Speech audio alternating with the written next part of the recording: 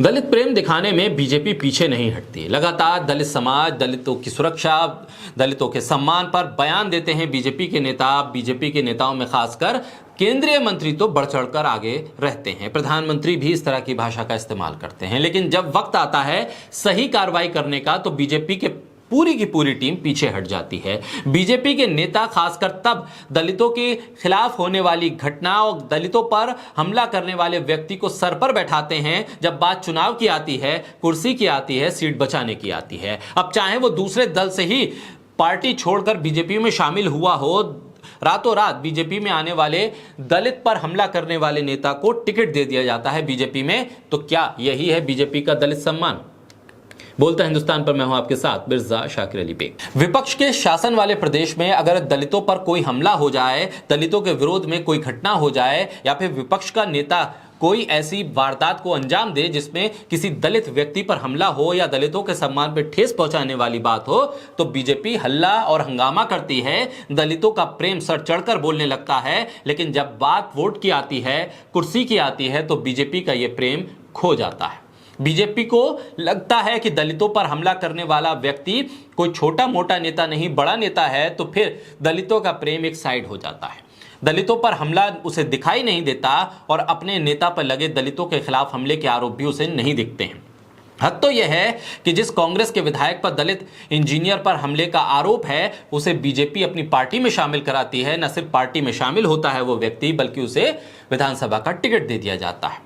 बाड़ी से कांग्रेस के विधायक गिरिजा मलिंगा रविवार को भारतीय जनता पार्टी में शामिल हो गए। पार्टी ने उन्हें बाड़ी से भारतीय जनता पार्टी का उम्मीदवार घोषित कर दिया, यानी वो भी प्रधानमंत्री मोदी के चेहरे के नाम पर अब वोट मांग सकेंगे। मलिंगा के भारतीय जनता पार्टी में शामिल होने पर दलित संगठनों में आक्रोश है और कहा जा रहा है कि ये बीजेपी का चेहरा उजागर करने वाली घटना है, क्योंकि दलित प्रेम की बात जब बीजेपी करती है और ऐसे शख्स को टिकट दे दिया गया जिसने एक दलित इंजीनियर पर हमला किया था और उसे अधमरा छोड़ दिया था, और बयान जारी करके दलित संगठन अपना बयान जारी कर रहे हैं, विरोध दर्ज करा रहे हैं, कह रहे हैं कि एक दलित इंजीनियर पर अत्याचार करने वाले विधायक मलिंगा को पार्टी में लाकर प्रत्याशी बनाकर बीजेपी ने साबित कर दिया है कि वो दलित विरोधी है, केवल चुनाव के मुद्दा बनाने के लिए दलित हितैषी होने का ढोंग करती है।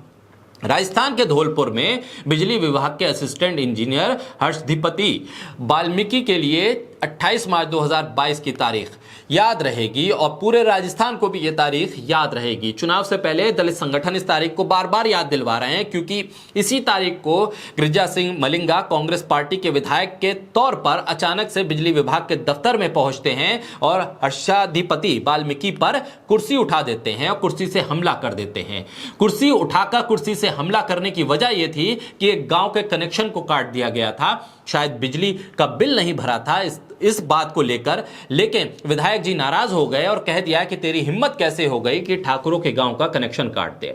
फिर उन्होंने कुर्सी लेकर हर्षदीपति वाल्मीकि के मुंह पर दे मारी और लाठी डंडे और रॉड से हमला कर दिया, पीटना शुरू किया और उनके बदन को लहूलुहान कर दिया, हड्डियां तोड़ दी और अधमरा छोड़कर वहां से चले गए। उस कमरे में जो लोग मौजूद थे वो भी इस घटना के बाद वहां से फरार हो गए। किसी की हिम्मत नहीं हुई कि उस व्यक्ति को बचा सके। कांग्रेस ने हिम्मत नहीं दिखाई इस व्यक्ति को टिकट देने की और मलिंगा को टिकट देने से इनकार कर दिया। उसके बाद मलिंगा ने टिकट का इंतजाम बीजेपी में किया और बीजेपी में शामिल हो गए। दलित इंजीनियर हर्षदीपति वाल्मीकि पर जानलेवा हमला करने वाले विधायक मलिंगा को भारतीय जनता पार्टी ने सम्मान टिकट दे दिया।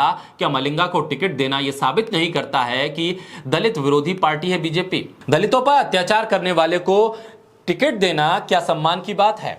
केवल दलितों पर अत्याचार के नाम पर हो हल्ला मचाना, फोटोबाजी करना, प्रदर्शन करना, क्या बीजेपी को यही सही लगता है? जब वक्त आता है सही कार्रवाई का तो फिर बीजेपी के पैर पीछे क्यों हट जाते हैं? क्यों प्रधानमंत्री मोदी को दलित सम्मान याद नहीं आता है? क्यों बीजेपी के केंद्रीय नेतृत्व को यह लगता है कि दलितों पर हमला करने वाला व्यक्ति ही जिताऊ कैंडिडेट हो सकता है?